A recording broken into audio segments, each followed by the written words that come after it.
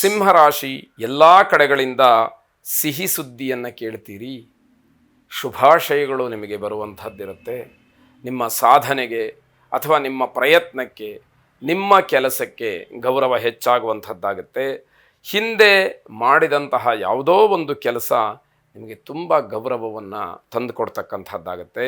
ರಾತ್ರಿ ಹೊತ್ತಿನಲ್ಲಿ ಪ್ರಯಾಣವನ್ನು ಮಾಡಬೇಡಿ, ಅದು ತೊಂದರೆಗೆ ಅವಕಾಶವಾಗುತ್ತೆ. ಹಿರಿಯರಿಗೆ ಗೌರವ ಪುರಸ್ಕಾರ ಸಿಕ್ಕುವಂತಹ ದಿವಸ. ಇದರಿಂದ ಕುಟುಂಬದ ಒಂದು ಗೌರವ ಹೆಚ್ಚಾಯಿತು ಅಂತ ಹೇಳಿ ನೀವು ಕೂಡ ಹೆಮ್ಮೆ ಪಡುವಂಥದ್ದಾಗುತ್ತೆ.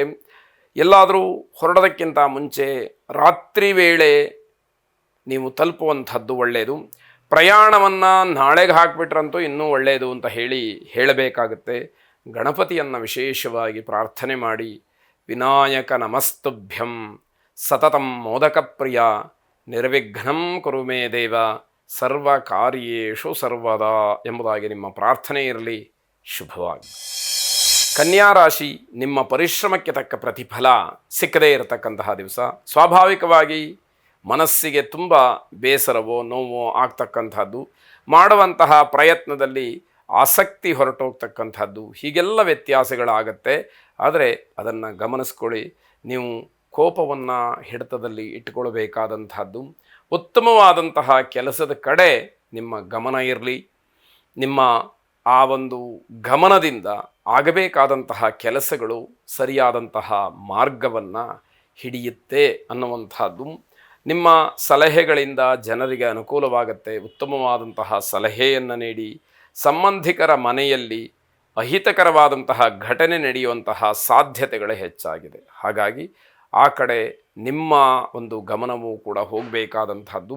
ಮೃತ್ಯುಂಜಯನನ್ನು ಪ್ರಾರ್ಥನೆ ಮಾಡಿ. ರುದ್ರಂ ಪಶುಪತಿಂ ಸ್ಥಾಣಂ ಶ್ರೀಕಂಠಂಚ ಉಮಾಪತಿಂ ನಮಾಮಿ ಶಿರಸಾ ದೇವಂ ಕಿನ್ನು ಮೃತ್ಯು ಕರಿಷ್ಯತಿ ಎಂಬ ದೈನ್ಯ ಭಾವದ ಪ್ರಾರ್ಥನೆಯನ್ನು ಮಾಡಿ. ಶುಭವಾಗಿ. ತುಲಾರಾಶಿ, ತಂದೆಯವರ ಆರೋಗ್ಯದ ಬಗ್ಗೆ ಹೆಚ್ಚು ಗಮನವನ್ನು ಕೊಡಿ. ಸ್ವಲ್ಪ ತೊಂದರೆಗೆ ಅವಕಾಶಗಳು, ಸೂಚನೆಗಳು ಕಾಣ್ತಾ ಇದೆ.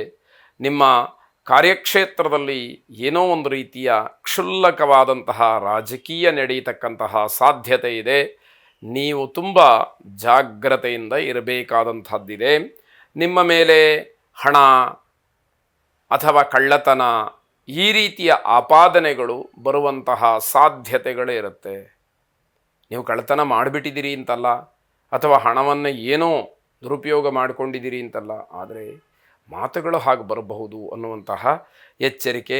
ಗಂಡ ಹೆಂಡತಿಯರ ಮಧ್ಯದಲ್ಲಿ ವೈಮನಸ್ಯಕ್ಕೆ ಅವಕಾಶ ಇದೆ. ನಿಮ್ಮದಲ್ಲದೇ ಇರತಕ್ಕಂತಹ ತಪ್ಪಿಗೆ ನೀವು ಶಿಕ್ಷೆಯನ್ನು ಅನುಭವಿಸಿ ಮಾನಸಿಕವಾದಂತಹ ನೆಮ್ಮದಿಯನ್ನು ಕಳ್ಕೊಳ್ತೀರಿ ಅನ್ನುವಂಥದ್ದು. ನೀವು ಸ್ವಲ್ಪ ಎಚ್ಚರಿಕೆಯಿಂದನೇ ಇರಬೇಕಾದಂತಹ ದಿವಸ ಇದಾಗುತ್ತೆ. ಶ್ರೀರಾಮನನ್ನು ಪರಿವಾರ ದೇವತಾ ಸಮೇತವಾಗಿ ಪ್ರಾರ್ಥನೆ ಮಾಡಿ.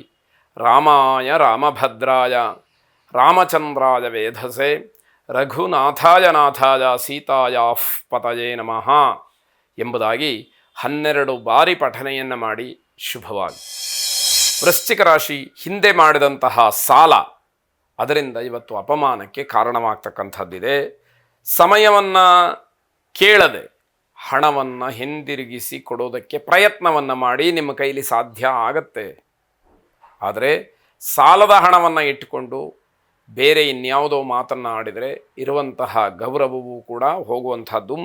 ನಿಮ್ಮ ಮೇಲೆ ಬೇರೆ ಬೇರೆ ಕೆಲಸಗಳ ಒತ್ತಡ ಹಿನ್ನಡೆಗೆ ಕಾರಣವಾಗ್ತಕ್ಕಂಥದ್ದು. ಅಕ್ಕಪಕ್ಕದವರಿಂದಲೂ ಕೂಡ ಅವಮಾನಕ್ಕೆ ಅವಕಾಶವಾಗುತ್ತೆ. ಗೌರವಕ್ಕೆ ಧಕ್ಕೆ ಬರ್ತಕ್ಕಂತಹ ಸಾಧ್ಯತೆ ಹೆಚ್ಚಾಗಿದೆ. ಮನೆಯಲ್ಲೂ ಕೂಡ ಉತ್ತಮವಾದಂತಹ ವಾತಾವರಣ ಇರೋದಿಲ್ಲ. ಹೀಗಾಗಿ ಪ್ರತಿಯೊಂದು ಅಂಶವೂ ಕೂಡ ಗ್ರಹಚಾರದ ಫಲ ಅಂತ ಹೇಳಿ ಭಾವಿಸಬೇಕು.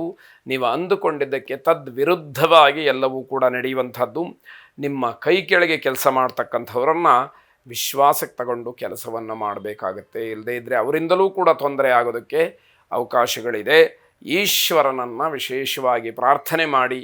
ಶುಭವಾಗಿ.